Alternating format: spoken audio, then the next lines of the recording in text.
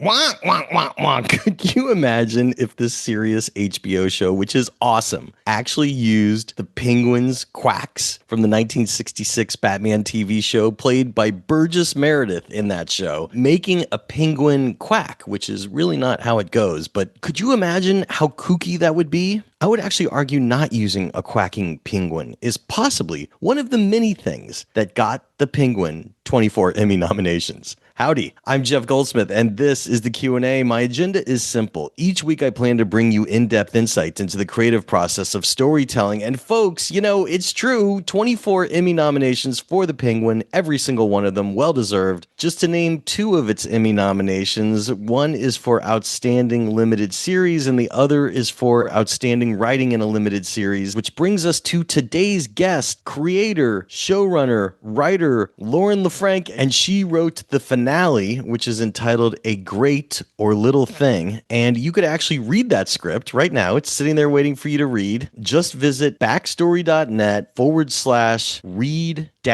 the penguin, and you will find her entire screenplay for A Great or Little Thing there for you to read. Jokes aside, and I'll never stop loving Burgess Meredith, so let's just settle that right there. But jokes aside, I really love everything about HBO's The Penguin. I think it is a fascinating and incredible show. It goes into territory that was never even covered or thought about in the comics, so it really has that new and fresh feel to it, while at the same time feeling like it completely belongs in the Batman DC universe. So if you somehow have never watched The Penguin, now is the time to do it. It's sitting right on the HBO app waiting for you to watch it, or you could use your cable box should you have such a thing. And without a doubt, I was so happy to have Lauren LeFranc in the podcast. She's been in Backstory magazine before when the show first came out, but in this episode we were able to do a fun deep dive on all the things that made The Penguin so fantastic, and Lauren was very forthcoming about her creative process, so I know you'll dig this episode. And speaking of things to dig, it is my 20th year of podcasting, and I couldn't have done it without you, so thanks for tuning in. And of course, while you're surfing around online, I hope you also check out Backstory Magazine over at backstory.net. You could read us on a desktop or laptop or via our iPad app, Backstory. If you've never read us before, you could test drive us and read the free issue. And if you like what you see, and I hope that you do, I hope you'll consider becoming a subscriber. And to sweeten the deal, I am giving you discount coupon code SAVE5 to save $5 off a 1-year subscription. So look, it would be fantastic if my podcast listeners and Apple Podcasts and Spotify and my YouTube watchers of the Backstory Magazine YouTube page, which is where you could see all these Zoomcasts. That's right, you could see us chatting right here in these Zooms that become podcasts. I would love to have you show your support for independent entertainment journalism by becoming a subscriber to my passion project, to Backstory. So thanks for considering. But now, without any further ado, let's jump right into our interview with showrunner, creator, and writer Lauren LeFranc about her Emmy-nominated series, The Penguin, and in particular, her finale, which was Emmy-nominated for Outstanding Writing in a Limited Series, entitled A Great or Little Thing. Lauren, it's good to see you. How you doing? Good, good. Thanks for having me. I'm excited to be here. I'm so excited to have you. I absolutely love the show, and congrats on your, I believe, 24 Emmy nominations for The Penguin. Yeah, And thank you. obviously, I was there at the WGA Awards when you won the award for limited series for The Oh, Penguin. wow. That's awesome. I didn't know that. Yeah, and congrats for that as well, because it was well deserved. Before all the accolades, I want to give people a snapshot of who you are and from whence dost thou hail. Where'd you grow up? Did you study writing? Tell us about your path. I grew up in Orange County, California, so a lot of ideas. Just I can feel the energy of that, but it was very different actually than the OC and all those reality shows. At least my experience of it was. And I've worked with Josh Schwartz later, so tried to give him some shit for, I was like, who calls it the OC? But I guess maybe at USC they did. I have no idea. But grew up there, moved around a lot, but still in that area. And then went to school at Brown in Providence, Rhode Island. And I think there my world really expanded and opened up. I just met so many people from different places all around the world. And there it was like a very liberal arts education. And so we didn't have grades if we didn't want them. And we weren't mandated to take certain classes. And I think that kind of creative exploration was really invigorating for me. So I took writing classes, but didn't technically study writing. We didn't have like the biggest film program, but I just took a lot of different types of things, which I think for me probably helps me the most as a writer. Just Did you have a curiosity. major? Like, what was your major in writing, or was it just kind of more general liberal arts? My major's insane sounding. It's anthropology linguistics with a focus in culture, communication, and performance. So total easy classes, lightweight stuff. But I just took the classes that I wanted. And then come my junior year, I was like, what should I major in? And then I was like, this one seems relevant to all the different classes that I've taken. So it was a mix of anthropology, political science, English, sign language, Wow. just a lot of different things that was really exciting for me. I do wish I took more history, probably some neuroscience because I wasn't graded on it. So I could just learn a little bit more about the brain. But while I was there, I was in a sketch comedy troupe called Out of Bounds. And so that's really where I started to get a sense of whatever I imagined a writer's room to be. And I got to write and perform with my friends and peers in school. And that was really fun. And I think that's really what kind of pushed me to really actively pursue writing for television and film. That's cool. Did you ever consider performing because you had this kind of little bit of an affair with enjoying being in front of an audience and enjoying being up there on stage? It was a lot of fun. I had a lot of fun doing it. There is always that sort of thrill you get when you're doing something like that, certainly like in person on stage. But beyond that, I think I really do love being behind the scenes. Being out front and center isn't super my bag. It's funny because I think when you get to be the originator of something, there's a level of control, yes, but there's just something that feels like, I don't know really how to explain it, but I love what it can feel like when you're writing something and you start to feel excited about what you're doing, or you understand sort of the intent behind everything you're seeking. It's like a different sort of thing. I always say to actors, I'm like, wow, you just go in and you have what's written there, and then you're expected often to just perform those lines and find your character within that. And there is a level of letting go that I think is so amazing and tremendous that they can do. And as a writer, we have to do that too, but it's very different. Many people look at you as an overnight success, and going with that, like all overnight successes, you've been doing this a very long time. And I want to go back to your breaking in story for a second. To my knowledge, your first brush with TV was the 2008 show My Own Worst Enemy. Yes, this is true. And then you went on and did Chuck and Agents of S.H.I.E.L.D. Tell us about kind of those first footsteps and your learning curve for especially TV's format, which is a very specific kind of writing. I was an assistant at CAA, and while I was there, I was writing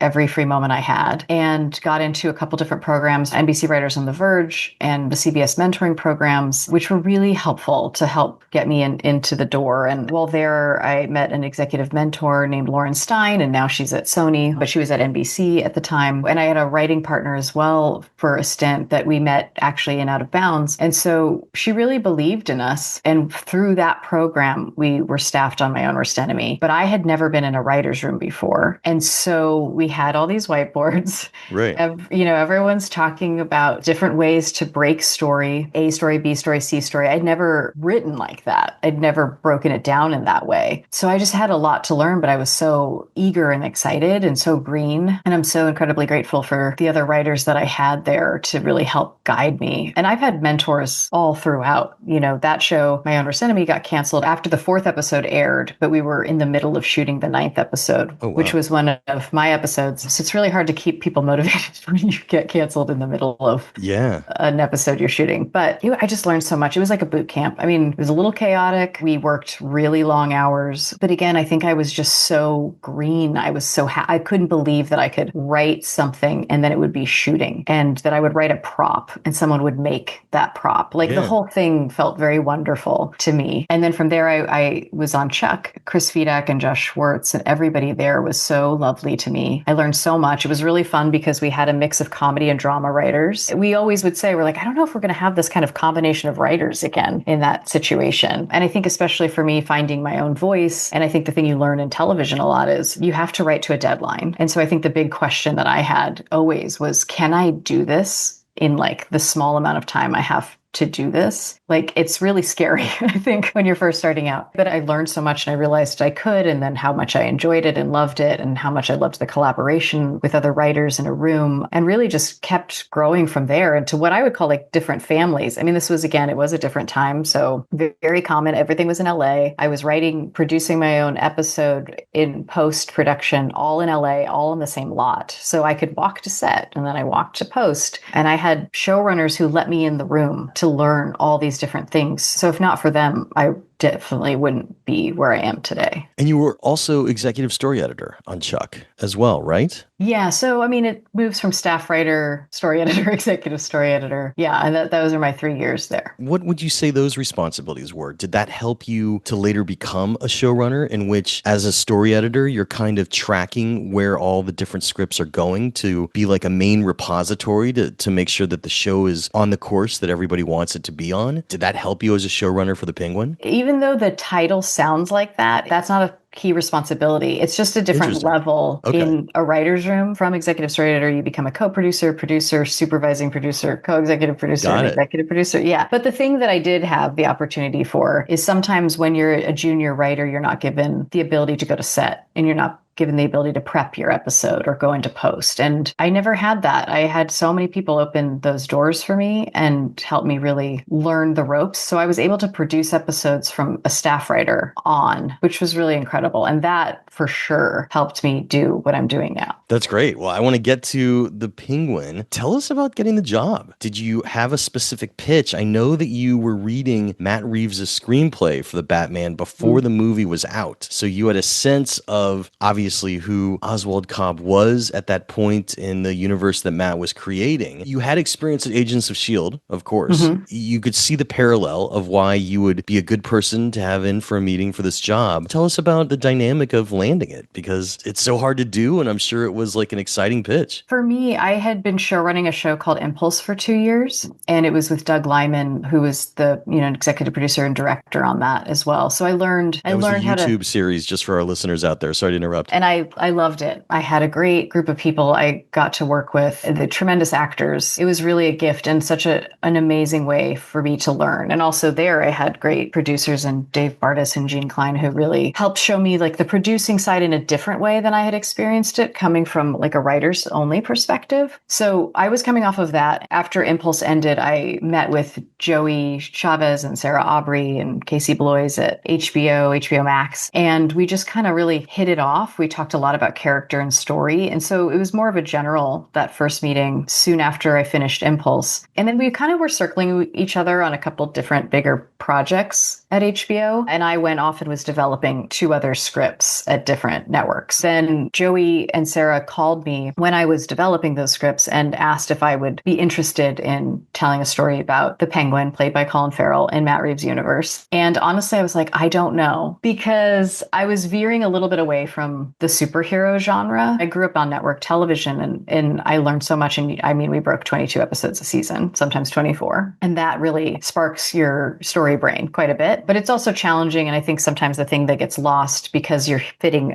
into a certain box is the character work. And so on Impulse, I had a lot of room to play. And so that's where I really, I think, honed in on my voice and learned how to be a showrunner there. With The Penguin, I just had a lot of questions, but I liked so much that it was grounded in, Oz was a real man and it was a crime drama, and I'd never written a crime drama before. And I really like to challenge myself as a writer. So I dug in and started to think more deeply about it. I had not seen Colin as Oz. So I did have questions there because I was a little nervous I just knew he was in some prosthetic, and there was all this like fervor online about why should Colin Farrell play the Penguin. But then I sat with Matt and we just immediately connected on character, like the way he thinks about characters' emotional arcs and how he tells stories was completely in line with how I tell stories too. And so I read the script. I eventually was able to see the first 40 minutes of the film. But really for me, I was hired after meeting with Matt and then just really started to dig into the development of digging deeper into Oz and his psychology and digging deeper into the world. It's an interesting arc for sure, and we're going to talk about it more later in the spoilers section. But fans of the comic are so used to the Penguin as being part of high society with his top hat, his Yeah. monocle, showing kind of Penguin of the people was what you went for here, and his rise. And I thought that's really given the long history of the character a truly exciting approach, and I think that's one of the reasons it connected with so many people. But a second ago, you talked about emotional writing, and I've interviewed Matt before, and it's something he's really good at, and it's a hard knack for a lot of writers. Some writers feel wrongly that it's about trying to get emotions out of the audience. But really, I think the key to emotional writing is to be present for your actors, like scenes and moments that they could really slide into and use all their skills as great actors to inhibit and just own. What could you tell us about that delicate balance of emotional writing? For instance, once you have a structure, do you ever go back and try and find places where you could inject things emotionally as like a different pass on a script? That's an interesting question. I mean, I think for me, I originate from that place, a character. So when I was coming up with Oz's backstory and who I felt he was, I really wanted him to be someone who didn't come from anything. I felt like that I connect more with that. And I think a lot of people do. And the idea that he would be high society member in this context didn't really make sense to me. I start from a place of asking myself a lot of questions about a character, like what they want, what they fear, really where they come from. And that's where I dig in. And I try to dig into backstory in such a way that even if it never shows up on screen, I know it and I can share that with actors if that's helpful to them and they're interested in that. And so for me, when it comes to emotional writing or writing in general, I think it is coming from a place of empathy. It's about trying to experience or imagine what it's like to be these different people and come from a place of honesty and truth in that way. And then I think the character leads you a lot in terms of plot. I just always think those things are aligned. So, and it's always something prevalent in my writer's room. We talk a lot, and it was taken from my friend who was in the Friday Night Lights room, of like, they would have a document of just small details, small moments that they just had a running document to potentially put into their show. I had that running document as well, but we never would necessarily go to it and be like, oh, this moment could work here. It was just to say, I care about the details. I care about the small moments in every single scene. Every scene is an opportunity to get to know a character more deeply. It's not just to get from A to B. It is really about them. And the smallest moments for me, the little bits of humor here and there, those details, I think is what makes something more human and real and organic. And they matter a lot to me. That's a really fascinating idea of having a small moments document, because there is that thing where you get these little moments, you don't know where they go. And like it happens in all screenplays, not just emotional moments, but just other things in general. So I love that idea. I think that's really an interesting one I hadn't heard before. But here you are as a showrunner, you're assembling a awesome team of writers. There is no weak episode in this season. And I'm just curious what you could tell us about your process of laying out the season, of outlining it with basically your show Bible, getting your approvals, and then starting to get everybody to go in their own directions to write, including yourself. Well, I started this process before I started writing anything. I created every character's emotional arc and I knew their ending, which is really, really important to me. So I came into the room with all of that. That was also part of my pitch to HBO. And I started with characters' emotional arcs, not plot. It was a separate conversation at first. But I knew that Oz had this very twisted, slightly edible relationship with his mother, Frances, who I created. I knew she had Lewy body dementia going in and that she'd be struggling with that. I knew Sophia would come into the fold. I mean, I was very excited about that and built out her arc. But I knew everybody's end. And I knew there would be things like a Sophia-driven episode. And I had very specific reasons as to why I wanted to do that. And that we would do flashbacks in key moments to start to unravel every character. I'm really into perspective. The first episode, we're starting from Oz's perspective. So we're seeing the world through him. And so we might judge people like Sophia through his lens. And I was interested then in disrupting that. And we might judge Frances for a very long time. It must be so challenging to have a mother like that. And perhaps down the road, we start to realize there's deeper things going on and there's secrets being kept and things like that. So I came in with those emotional arcs and some big tent poles through the show. I also had written the pilot on my own. So I had the first episode written as well. And then it just kind of was like a lot of me info dumping to everybody in the room. Like, here's what I plan to do. These are the things I think about. This is the things I value in terms of how we tell stories and in writing. And then I get into the details of We break episodes very, very thoroughly. I really want everybody to feel secure when they go off to write. And then eventually every script comes back to me because I'm the final pen, because that's my job as a showrunner. But I want to empower my writers along the way to really put themselves out there and be vulnerable on the page. How much rewriting would you end up doing when the scripts come in? It depends. I have a heavy hand because I really want everyone's voice to sound the same. I feel like I've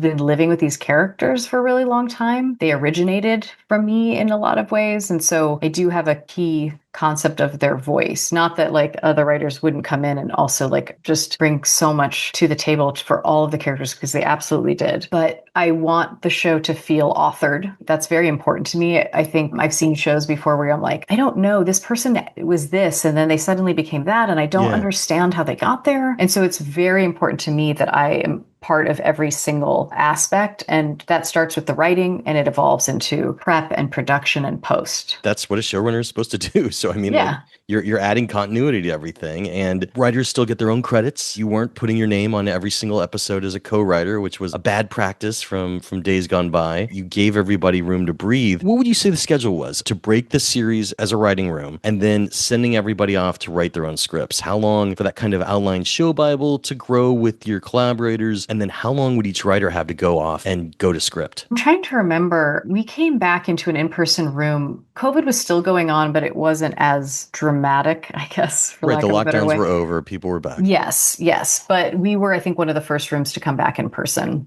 Okay. I can't remember how long, honestly, we spent sort of in what we would call like the blue skies part of it all, of just, let's just talk about characters. Let's just like, again, that kind of info dumping I was talking about before. And let's imagine what the arc of the season is and start to create tent poles throughout. So we have a strong sense of what is in every episode. Those things can move and shift, but like, it's very important to me that we know where we're going and why. And then you're playing within those models. So we did that for quite some time. Was this 2022? I think so. Okay. It's been so long. Honestly, it all blends together, but right. I think so. Yeah. And then when we would get into breaking episodes, we'd spend at least 2 weeks, depends on the episode, sometimes more. And we start with like a broader shape. We talk about the characters' arcs, and then we start to blend them all together. And then before anyone goes off to script or outline, which comes first, we are detailing every single scene on the board. We have boards that wrap around our entire room. Oh, wow. And we are detailing like the ins and outs of scenes. We're talking about dialogue. We're talking about all those details before we go off to outline. And then I have writers group write outlines to sort of expedite that part of the process. It also helps, I think, writers feel very involved early, no matter when their script might be, and get a sense of character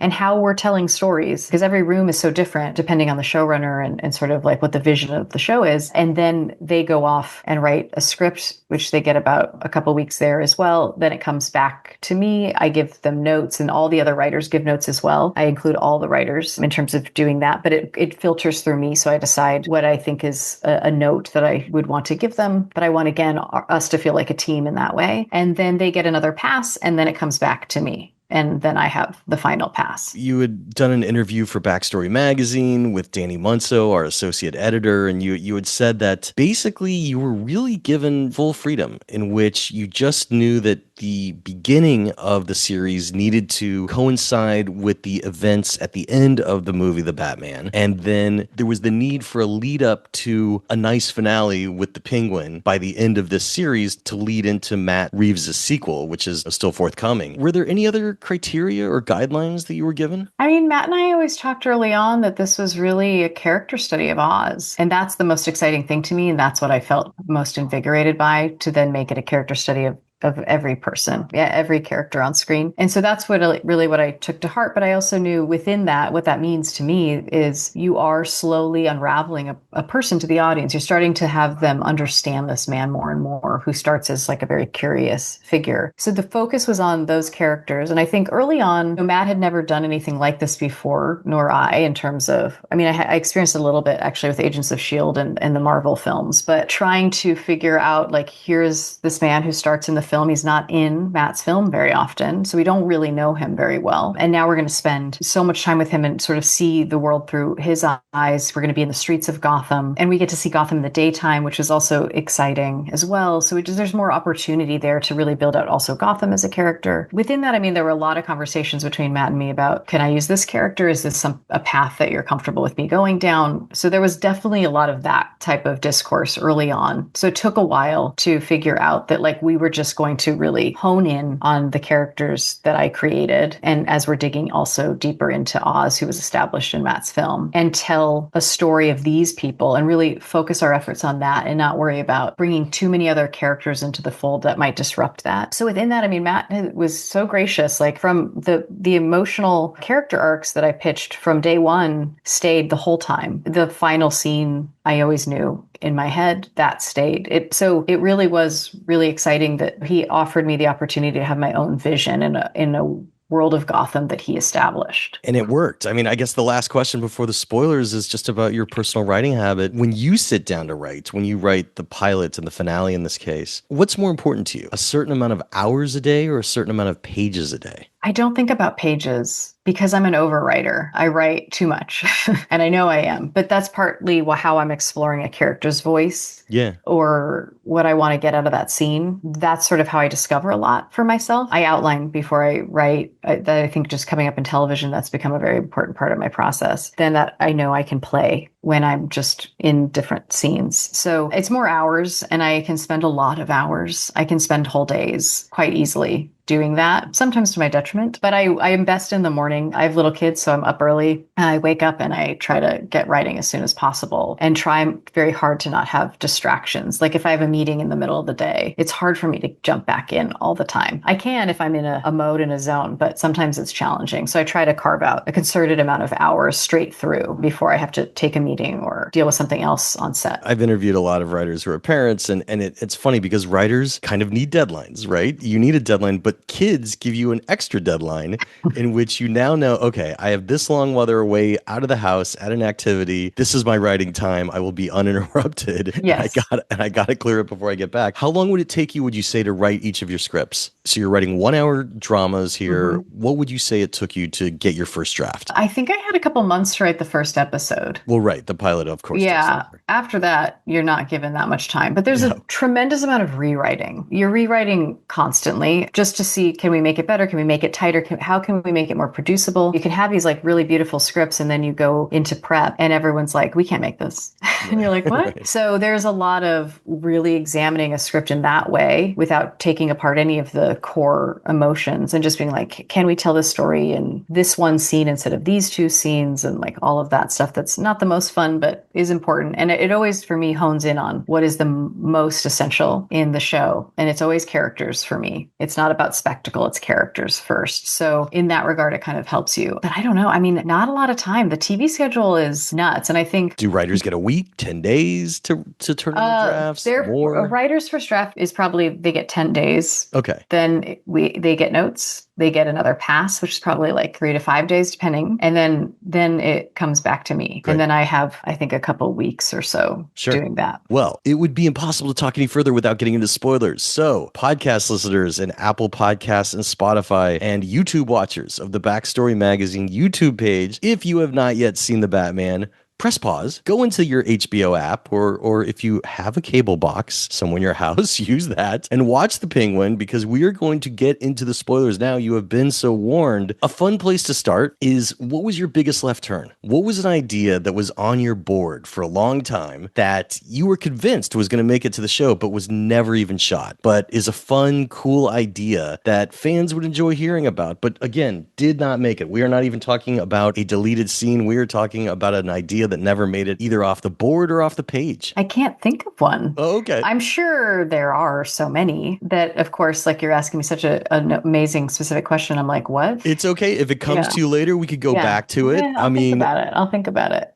I mean, we would go down a lot of paths, right? But I think honestly, a lot of the core things that we really wanted to do, we would find a way. Some ideas that would be for something else or a different episode, we would sometimes often find a way to lead that in. This was a surprise, and it was a pleasant surprise. Matt is so great at character writing, and clearly you are as well, and that's why you guys ended up being a great team. For people that are expecting to see this show about the Penguin, you really gave us a lot more, and you hung it around your four main characters of Oswald, his mother Frances, Vic, his mentee, who he's helping out, and obviously Sophia. And the back and forth was just amazing, in which I didn't expect Sophia would be such an important part of the show, but I can't imagine it without her. And it's such an amazing arc that she has that parallels the Penguins, of this whole concept of being overlooked, the second in command, or the person that is never going to be in command but is being strung along. And that's something that Oz uses to empower himself and to get other people to work with him later on. When did you realize it was going to be those four, especially with his mother as the driver, psychologically for Oz? Yeah, before the room started, that was in my early brainstorming. So that's when I was on my own, just asking myself a lot of questions quietly, which is always sad versus like getting to bandy about in a writer's room. That's where I started to just hone in on what makes Oz tick. You know, knowing what little we knew from the film. Where does he come from? Why does he act the way he does? What is he striving for? The assignment I was given was it's a rise to power story, but I always say, I'm like, what does that mean? Because power means something very different for everybody. And I wanted to sort of also demonstrate that in our show. And for Oz, I felt like if I tied it to his mother, and it was not just about being seen a certain way by the public and revered by the masses, it was about having his mother be proud of him and his desire, and sort of distorted, twisted desire, we learned later, to have her approval and why. I could connect with a person who's wanting that from a parent. There's a void in them and they're seeking that out. And from there, I also knew that I wanted a kid like Victor. Partly I'm half Mexican and I don't see a lot of Latino representation on screen. And sometimes they're depicted only certain ways. And I wanted this like pure of heart sort of essence in our show to be Victor. And yet I also know in the mafia, it's such a thing to groom young men and to try to raise them into a life of crime. And I thought it would be really fascinating to watch Oz do that with a younger person, but also have a connection to that person. And it, I think, also allowed, in my mind, an opportunity to see Oz in a different light and have us empathize with him. And also our curiosity was also through the lens of Victor. So we're thinking like, who the hell is this guy? Why is he saying this 1 second? And then he changes his mind over here. And we're with Victor experiencing that. So he really was our audience in that regard. Well, it's a fish out of water concept, that goes all the way back to Goodfellas, of being indoctrinated into the gang scene. And I got to say, the stuff you're doing with Oz's mother cinematically, I feel it goes all the way back to the classic explosive end of the mobster film White Heat with James Cagney, who even in his final moments yells top of the world, Ma, because he craves that attention from his mother. And it's just a fascinating dynamic. But what you said a second ago about kind of indoctrinating young men to an extent, that was something that's echoed later by the character of Rex, this mobster that Oz looked up to when he was growing up. But when Rex has a private conversation with Frances about what to do about Oswald, he gives her two options. He could bring Oz into the fold and groom him to be a mobster, or she has to let go and kill him. And that was just a fascinating speech from a smaller character that's kind of painting the picture of Frances's big Sophie choice of what she's going to do. Right. When did that idea come about, that for as bad as Oswald gets, it was really his fate was in his mother's hands, and she makes the decision to save him against her better wishes? I think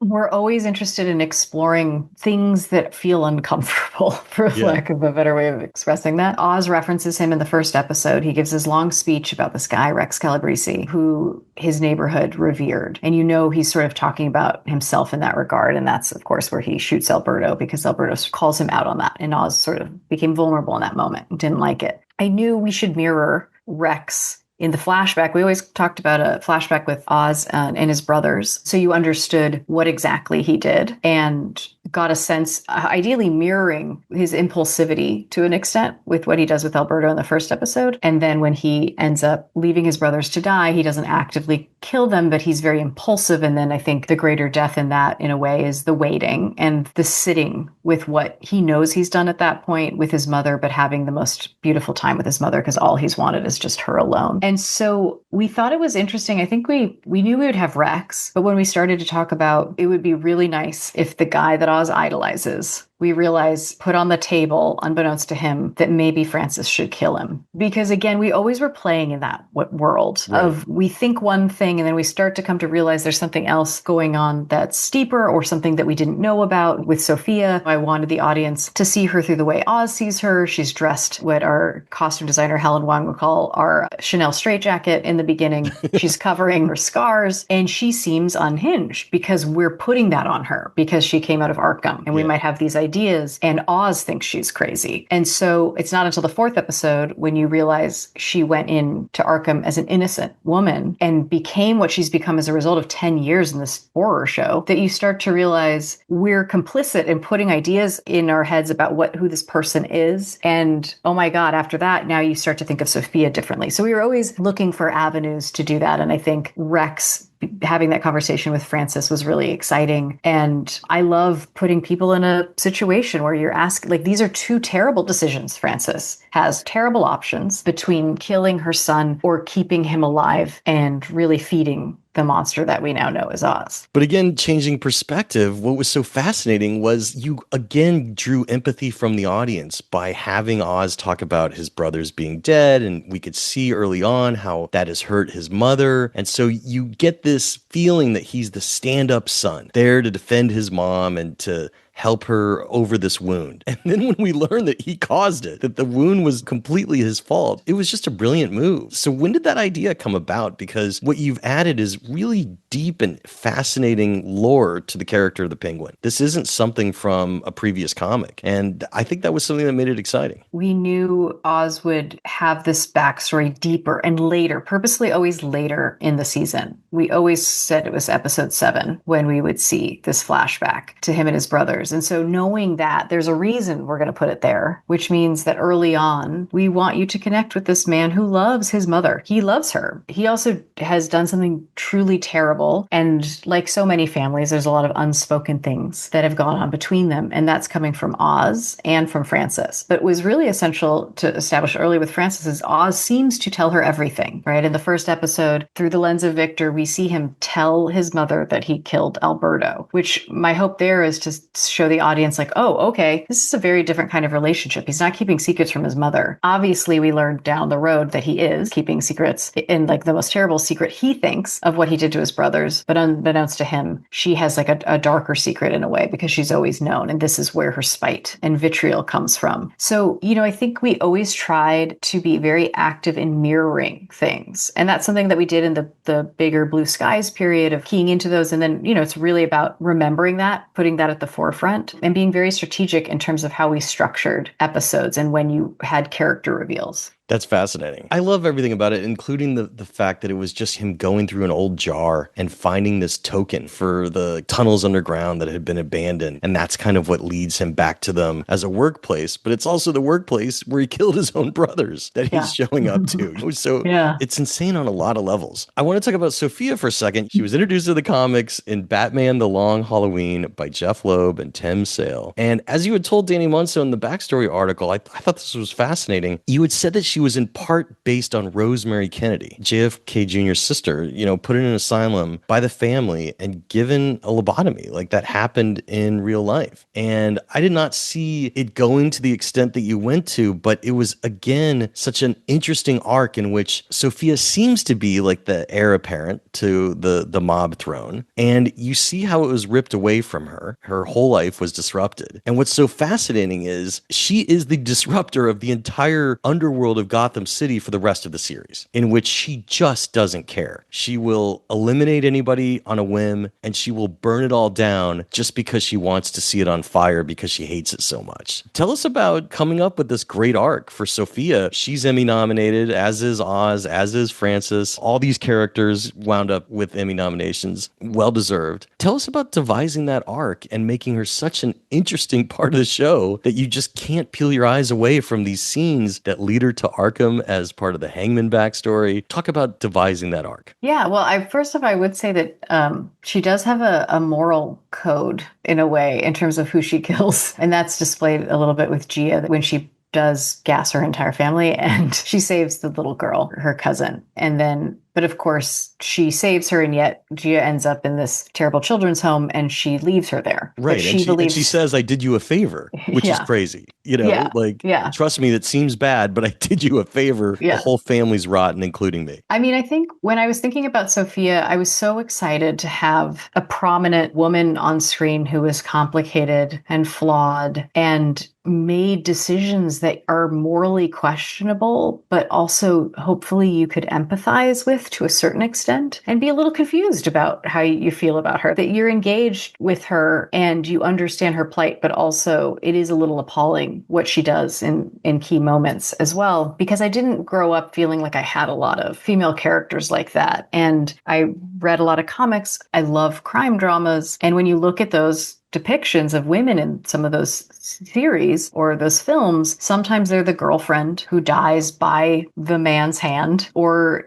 dies in an effort to give rise to a male character's arc, or just doesn't actually have a lot of backstory that you get to learn about. So for me, it was really essential that we kind of remove that concept for this type of show. And I really wanted to pepper the world with complicated characters across the board, and specifically women as well, just because I felt like I hadn't gotten to see a lot of that. And it was something that I wished for. And I did use Rosemary Kennedy as an inspiration because I feel like her story is so tragic. And I do view our show as a tragedy. And I knew Sophia would end back in Arkham, which, you know, as we always say, is, you know, it's worse than death. It's a fate worse than death for her. But along the way, I think she was the hardest character to break story for because she's so conflicted with herself, because she's trying to find her path and struggling to do so and is doing it imperfectly, but trying. So when she first comes out of Arkham, she is dressing sort of the same way she would before she went in. She wants to impress these men. She wants these men to listen to her. And then she comes to realize that actually she doesn't give a shit about that. It doesn't matter that they should listen to her or not. They're the problem. And she's sick of playing this game in an unfair world that they've concocted. And we always wanted to think of Sophia also as like two sides of the same coin as Oz, because he also feels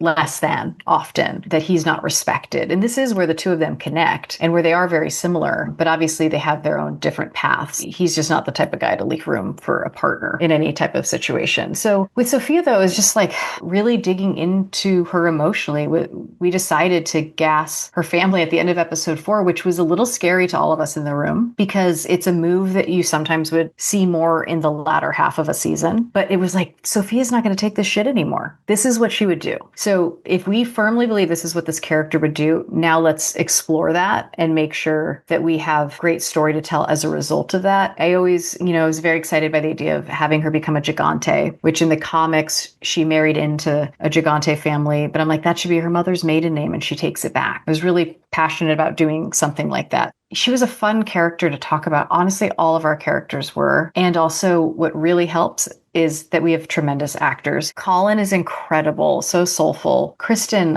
she devoured the role of Sophia, came in, and what she brought to the table is insane. It is so invigorating and exciting. It was so meaty. She had so much to work with on the page that you could just see her relishing in it. She elevated it, right? Right. All of them elevated everything that we wrote. And it's the greatest privilege to have actors like that perform the words that we all write. It really, really is. And Dee O'Connell, who plays Frances, she won a Tony in 2022 for this one-woman show, Dana H. She's just like a powerhouse of an actor. Renzi Feliz, if you didn't feel for Victor, our show wouldn't have worked. Right. And it was a very quiet role to take on versus some of our other bigger, bolder characters. And I'm just so impressed by them. Ooh, hey, I'm jumping in to remind you that you could read Lauren's entire screenplay for A Great or Little Thing from The Penguin. It has been Emmy nominated for Outstanding Writing in a Limited Series, and it's right over at backstory.net/read-the-penguin. And it's cool because the whole script is there to read for free, and you could take a look into how she lays it all out on the page, which in my opinion is quite impressive. Of course, while you're surfing around online, I hope you also check out Backstory Magazine via our iPad app, or of course at backstory.net on a desktop or laptop. If you've never read us before, there's a free issue sitting right there for your enjoyment, and I hope you take a look. And if you like what you see, and I hope that you do, you could use discount coupon code SAVE5 to save $5 off a 1-year subscription. So look, it would really mean a lot to me to have my podcast listeners and Apple Podcasts and Spotify. And remember, this is my 20th year of podcasting, so I appreciate each and every one of you. But it would really mean a lot to me to have my podcast listeners and also my YouTube watchers of the Backstory Magazine YouTube page, which is where you could see all these Zoomcasts. That's right, you could see us chatting on Zoom, which becomes the podcast. It would really mean a lot to me to have you consider supporting independent entertainment journalism by becoming a Backstory subscriber. So thanks in advance for considering. But now let's jump right back into our interview with showrunner, creator, and writer Lauren LeFranc about her Emmy-nominated series, The Penguin. I want to go back to Sophia for a second, because you were talking about the tropes of crime fiction. Would you say that she's a femme fatale to an extent? Because no, not at all. Okay, interesting. Well, go ahead. Because you were no. I was just curious because she's enacting violence on those she feels have betrayed her or quote unquote deserve it, and ranging from offing part of her family, even Johnny Vito, right, who is going to help her reorganize the Falcones. Mm-hmm. She disposes of him quite quickly, and by the way, has that amazing energy when he's tied up in the mausoleum where he says he should have killed her when he had the chance. She's like, "Oh, Johnny, you're not that type of guy," and just is like needling him. And it's just like, it's so subtle but so funny. So not a femme fatale. Okay, she has some sort of revenge track. Yes, for sure. I guess it's like I don't know, it'd be like a whole thing on unpacking what femme fatale actually really means and the origin of it. I know that like often women were considered ciphers, right? The unknowable woman, again, through sort of the male lens more often than not. And so I think also, I don't know, the femme fatale term too, I'm like, I don't know who originated that. You know what I mean? Yes, she's a complicated woman with questionable morals and does want revenge on her family and the people who have wronged her. And yet there is a thing she's struggling with in terms of her own morality, because even though she does very dark things, she has a feeling about them afterwards, and she doesn't hurt certain people. And so I think that to me is really interesting and what helps complicate her. Oz has his own code, which is just really his self-interest. But he also cares. I think he really cares about Victor. It doesn't change what he did to him. I think it actually scares him a little bit. Oh, we'll get to that. Okay. But I mean, it's interesting because she really wanted revenge on her father for killing her mother, which she was able to destroy his legacy. And that was fascinating to see. And as you just said, rename the family and make it her own. But it's also kind of interesting because she wants revenge on Oz for killing her brother. And all the way to the final episode, she is willing to trade her entire empire just to be able to make Oz suffer one final time and finish what she was starting with him. I thought that was really fascinating. But in your Emmy-nominated episode, that's where you get these great flashbacks. And you have Dr. Julian Rush, who has, used his psychology on Frances to uncover what really happened from Frances's perspective, that she knew all along that Oz killed her sons. She didn't think it was an accident. And you wrote just an amazing confrontation scene between them at the old nightclub. And Oz somehow gets away. Tell us about the challenges of that scene, because it was really emotional. And for the mother to stab him, to try and attempt to kill her own son, you were not pulling your punches, my friend. And that's why I respect it.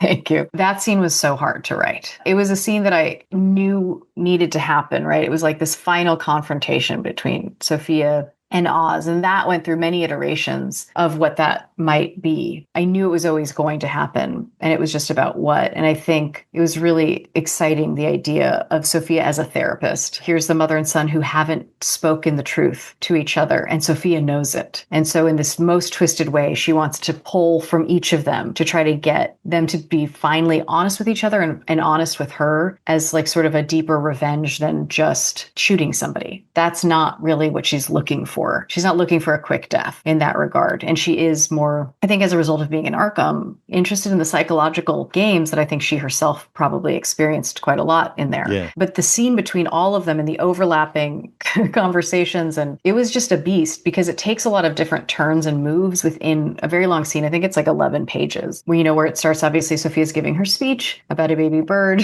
and obviously speaking about Oz. And then Oz has his turn, and then she starts to move to Francis and taunts Francis, and Oz has his big reactions. And then, of course, decides to try to cut off his mother's pinky, just like Oz did that to Alberto, to seek revenge. So there are all these like different moves going on. And it was so hard. And so what I would do is I had different versions. I had a version where it was just the pinky torture, and you started in that place or it was just alternatively Sophia's speech and more of just the therapist, the twisted therapist sort of idea. And I would just write and write and write. This is all leading up to the strike too. So I had the shortest period of time to write the finale than any of our other episodes. And so I had like a key group of great writers, Vlad, Bree, Nick, and John, and they were helping deal with like all this budget stuff that was coming in at the same time. And I would go into the room with new pages constantly and like, okay, I have this and I have this, and I'm trying to do this. Will you give it a read? And they would read and give me notes. And I would go back into my office and like lock myself in there and just keep going and going and going. But I'm so happy with how it came out, and also so grateful to the writers who just constantly were pushing me to do better. I mean, it worked out perfectly. Speaking of speeches, again, got kind of going against type and surprising folks. We've seen the whole "I'm going to raise an army" speech in films a lot, and especially in gangster movies. There's a certain pattern to them. For the episode of the Gold Summit, where he just tosses everybody a beer, tells everybody for all their accomplishments, no one even knows their name. And that his whole concept is, if everybody without a name could join together, they own the entire city, more than either crime family, because the faceless workers for these criminal empires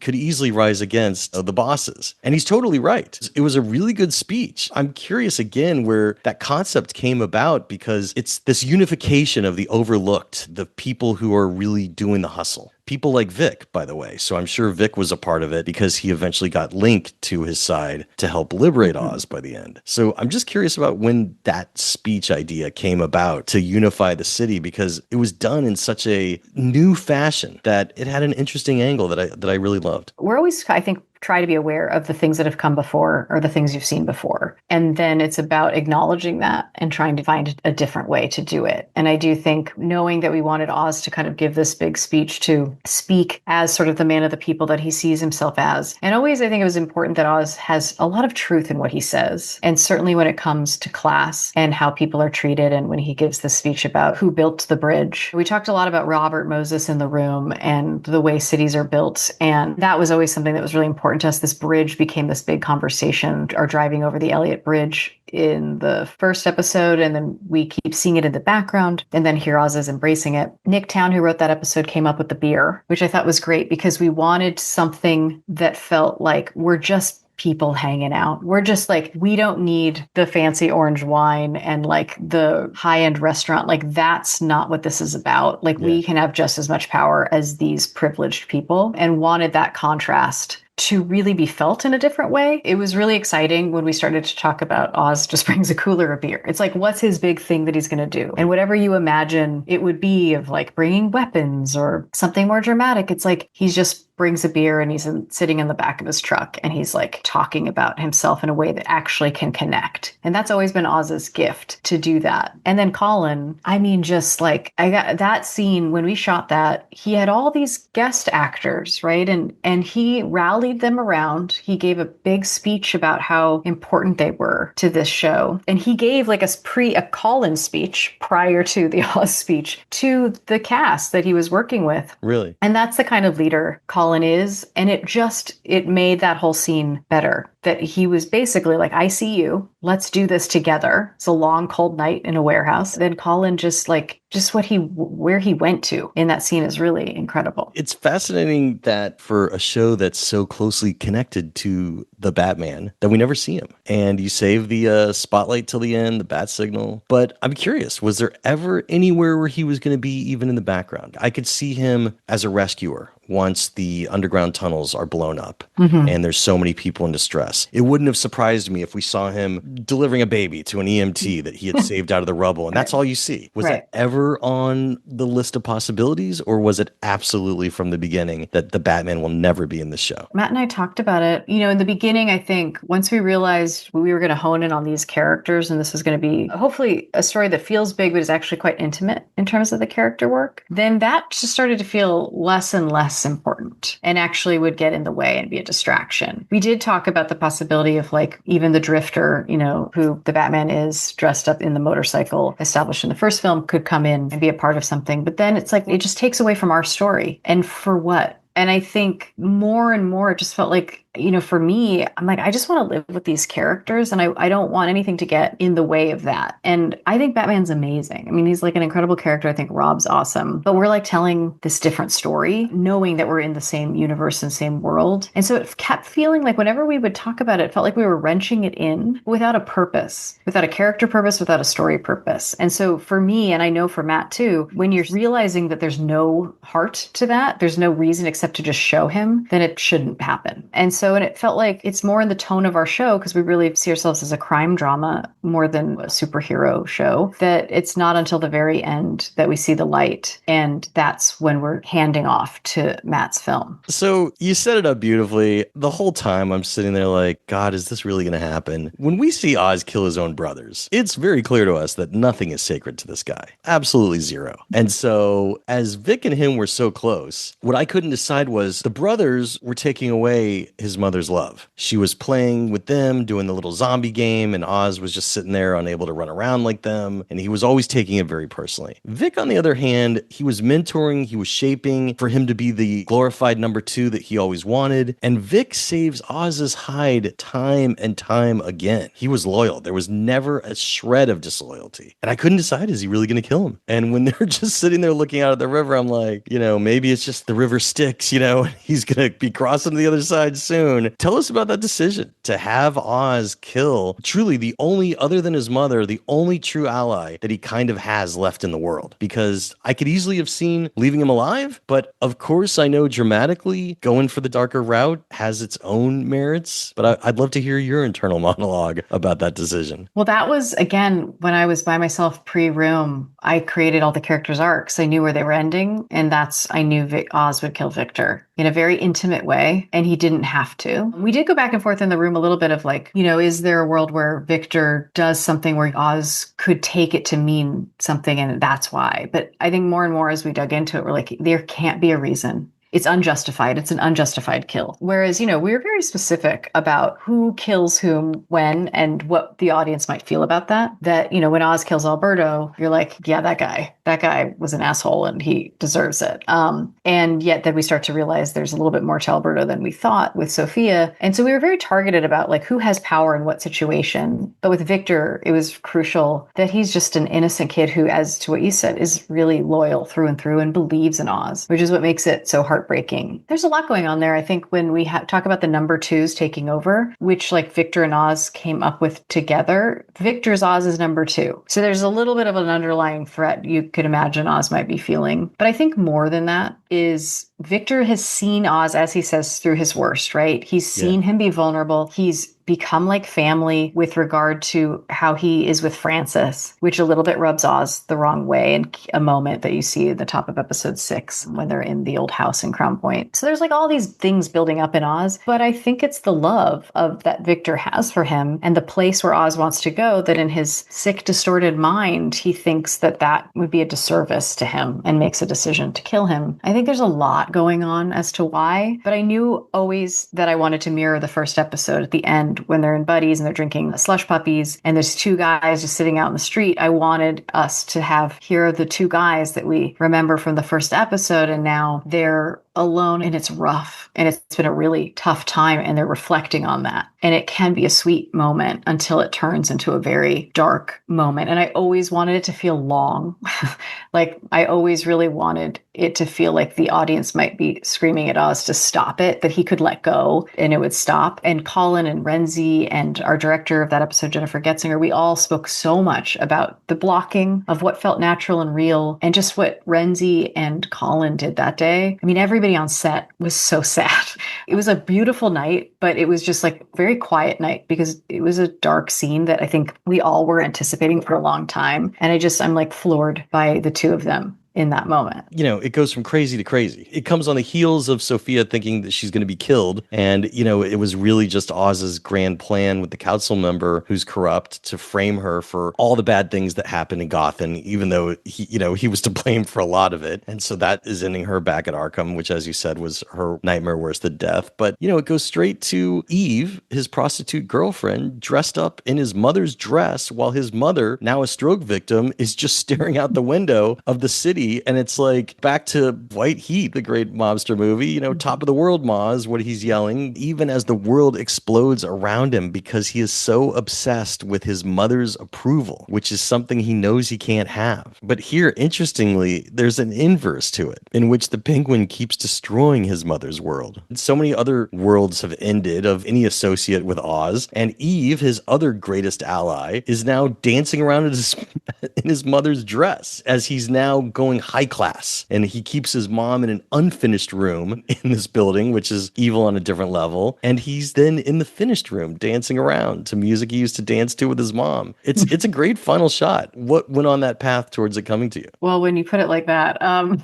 when I was on my own, it is just asking myself a lot of questions because I had no one else to ask questions to. And I love a room, so it's always better when you have more brains in a room. But for me, I really need to know the end of a story for me to understand where we're going, especially in a limited series, especially when we're handing it off to a film. So it's the concept of reverse engineering really helps you because then you know what you're writing toward. Well, it's not even reverse engineering. I think for me, it's backstory. Who are these characters? What do they want? And what would they do to achieve it? Trying to understand what their morality is on that level. And then arcing to where I think based on that stuff, they would go. And with Oz, I always knew that I wanted his relationship with his mother to be a little Oedipal and a little intimate and odd and slightly off-putting because of his desire and passion for her. I also, in my mind, his love for his mother is what helps him respect women in a way that a lot of gangsters maybe historically you see don't, right? Like he respects Sophia. He still can treat her badly and do all those things, but he's afraid of her. He knows she's strong and takes her very seriously. And so I knew Eve, I mean, we talked a lot about this in the room. Like she puts on, we purposely show her in a wig, and then Sophia goes to meet her in 6 and we see her as herself. So you know she's putting on appearances. So we're teasing that aspect of like the way Oz likes to see her. So it's not the first time I think they've done some role play. But yeah, in the end, I didn't want Frances to die because I felt like that's what you think. And I think actually for whatever reason, I'm interested in more in the emotional torture of people's end. And so with her terrible Lewy body dementia diagnosis, and then the fact that she had a stroke, you know, it's accurate how she can end up and how she does end up. And the idea that Oz and her had a conversation in episode 6 about that she wants him to kill her she doesn't want to be trapped in her body. And of course he makes her suffer because his mother, in his mind, to a certain extent, betrayed him. And here he's now separating that into Dancing with Eve. Like he doesn't say Ma in that scene. He doesn't call her Ma, which is purposefully, he doesn't touch her. And then he comes down and is dancing with Eve. And you start to, I think for me, it was important to show how delusional this man is and to really like just put that on full display for the audience in a way that we maybe were making excuses for him before, where he has rationalizations or we do empathize with him in a way. And all those things are real too. But there is something deeper psychologically going on with him that is very dark and twisted. And suddenly by the end, we're seeing this man for who he really is. But if you backtrack in the season, I hope that you recognize throughout, he's always been this man. But now we're just seeing it in a larger, more specific, odd twisted way. This is the third rail, though, based on that ending where we're seeing Oz for who he really is. Your big hat trick was you made the audience empathize with him from his humble beginnings and this populist version that he would then tear down at every turn that he could. Were you worried about losing the audience's empathy with him? Because really, after the death of Vic, you can't go back. And you could also argue putting his mom in harm's way, which is, an old superhero motif. If you can't hurt the hero, you're going to go after the family. She had that stroke because of the duress that she was under in that room. And that was harm's way that he put her in. Were you worried about losing the audience's empathy, or was that part of the design? Because how could you really empathize with this man who is so terrible? And it needs to be that way for him to be a villain in this universe. Yeah, well, we never wanted him to be arch. We wanted him to be relatable and understandable and empathetic, because I think, human beings, even ones that we think are terrible, there is something they're experiencing or they're going through, or a void they need to fill. And I'm interested in that. And so that was really important. And I wanted him to be charming and funny, because I think you can be many things. But towards the end, we were very specific actually with what happens to who when. And one of the things that I had devised early on was that in the 7th episode, the episode where Oz has his backstory with his brothers, that Victor would die in that episode, because I thought there would be an interesting mirror. Sure. But then as we got deeper in the room, we started to talk more about, when do you stop empathizing with Oz? When are you just out? And I think we realized that Victor is the most painful death in a way of them all. What he does to Victor is a thing that the audience should despise him for, because there's no rationale, there's no reason, there's no twisted backstory or complicated history. He's just this kid who is loyal to Oz and loves him. And so because of that, we pushed Victor's death not only to the 8th episode, but to the very, very end. So you could feel like, he made it through. What a terrible situation, but Victor and Oz are here together again. And then, Oz rips his heart out by killing Victor. And so then our hope was that with the audience, then this is where we start to lose empathy and understanding of him. And we're like sickened by what he does. And then on top of that, we go to Francis and what he does to her. And then the fact that he's dancing with Eve dressed up as his mother. It's just like a lot of punches at the very end. And so that was a pre-production decision to move where the death occurs, not a decision in editing, right? No. It was all our scripts stayed the same. No, we didn't make any editing changes. Got it. Were there any major editing changes you want to tell us about, like deleted scenes or something that fans might be interested in hearing about if it ever comes to Blu-ray or something like that? A scene that was important to you, that was shot, but you realized kind of that kill your darlings, not to go to the Oz's philosophy of the world, but kill your darlings, it was better for pacing or whatever it was, to delete it and leave it on the cutting room floor. Yeah, I think the only scene we ended up shooting that we didn't have in the show was in the finale. We had a scene where Oz, when he parks his new car, that there are kids on the street who see it and are like kind of mirroring his brothers in episode 7, are really psyched about it and are looking at Oz as a figure of someone who's saving the neighborhood and speaking to that idea that he's kind of become the Rex Calabrese of it all. But it was when Hank, our amazing editor, he did the first episode, the 6th and the 8th, when we were looking at it together, he suggested, he's like, there's a pacing thing. Like we're hitting all these final moments in this, which we liked that scene, but we're like, it's just slowing it down a little. And so we lifted that scene out because it felt like you still get the concept of it. And I think it's better for it. I mean, that's a good lift. I mean, just having the car in the top hat, in those final moments really shows us where he's headed. I guess it's one of the interesting things here is you're doing something that hasn't really been done successfully many times, in which you've created a great side chapter as part of an ongoing movie series. And I guess one of the questions is, how much of the information here is relevant that audiences really need to experience for Batman 2, which is just getting ready to film, because you just delivered 8 new hours of story. We know Oz will be in Batman 2. We don't know how or why. We know that Selena Kyle has sent a letter to the Hangman in Arkham, good old Sophia. So we could see like the baton being passed off. But is it going to be something that audiences are going to feel like they're missing out?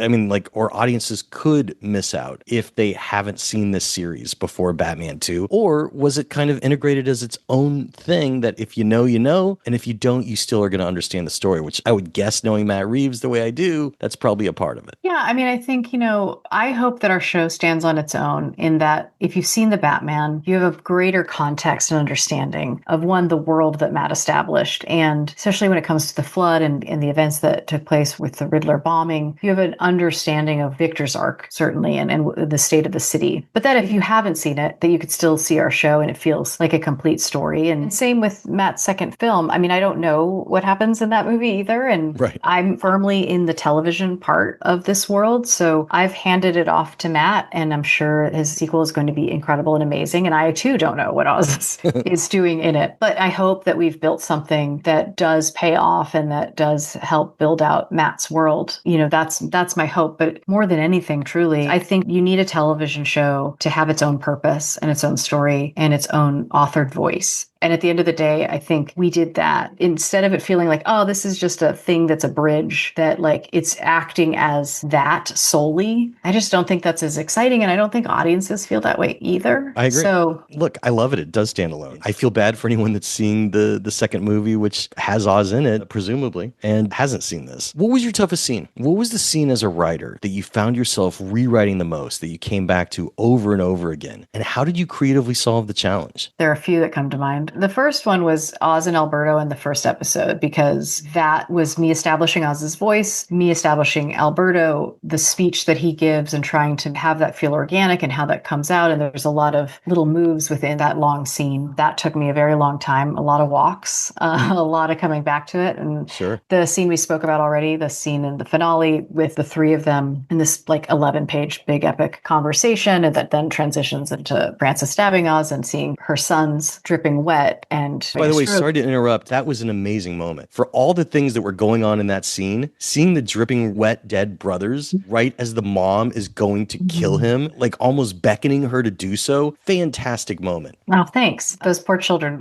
Just so, but thank you. I was also excited about that, just for the cohesiveness of it all. And then the Eve Sophia scene was really hard. That took a lot of rewriting because it's also another long scene. And again, it's always, I think, the scenes where there's a lot of different character motivations and moves, like a bit of a cat and mouse. That scene is so much the two of them sussing each other out and trying to keep that feeling that it's invigorating, it's alive for such a long scene. Those, I think, are always some of the more challenging ones. And that was interesting because they're both in the same boat, realizing that they've been betrayed by Oz multiple times. And Eve wasn't so sure that she was betrayed. But Sophia, to be able to tell her that Oz knew about these murders and knew who did it, definitely hurts Eve and makes her give up his location. You know, and for two women that are searching for freedom from these terrible men, we see Eve as back in jail as Oz's girl in the finale. So, Yeah. I mean, like, really great the way the structure kind of added back to that. Well, so what's next? What are you working on next that you could tell us about? Well, I have an overall deal with HBO now, and I'm launching my own production company, and that's I'm great. really, really excited about that. Again, like we were talking about earlier, I was raised in writers' rooms, and I was mentored by so many writers who gave me opportunity, and I'm really grateful to be able to be in the position now to hopefully give more voice to other writers as well and produce material in addition to like continuing to write my own material. So yeah, I'm in early stages of that and just coming up with different ideas to see what sparks my interest next, but I'm excited. Well, that's great. Well, Lauren, you've been so generous with your time. I absolutely love The Penguin, and congrats on your well-deserved Emmy nominations and your personal nomination for the finale. Thanks again for joining us today. Thanks, Jeff. This has been a pleasure. And that's how the Q&A went down. Special thanks again to writer, creator, and showrunner Lauren LeFranc for being so generous with her time and coming down to chat about her Emmy-nominated series, The Penguin, and in particular, her episode, the finale, A Great or Little Thing, which has been Emmy-nominated for Outstanding Writing in a Limited Series. You know, if you want to read that script, just visit backstory.net/read-the-penguin. The entire screenplay is available for you to read for free so you could see how Lauren brings the heat to the page. And folks, while you're surfing around online, I hope you check out Backstory Magazine over at backstory.net, or you could read us via our iPad app, Backstory. And you know, if you've never read us before, you could read the free issue and test drive us. And if you like what you see, and I hope that you do, you could use discount coupon code SAVE5 to save $5 off a 1-year subscription. So look, it would really mean a lot to me to my podcast listeners and Apple Podcasts and Spotify, and it is my 20th year of podcasting, so thanks to each and every one of you. It would really mean a lot to me to have my podcast listeners and also my YouTube watchers pictures of the Backstory Magazine YouTube page, which is where you could see all these Zoomcasts. That's right, you could see us chatting on Zoom. It would really mean a lot to me to have you support my passion project and also independent entertainment journalism. So thanks for considering becoming a subscriber. The Q&A with Jeff Goldsmith podcast is a copyright of Unlikely Films Incorporated in 2025.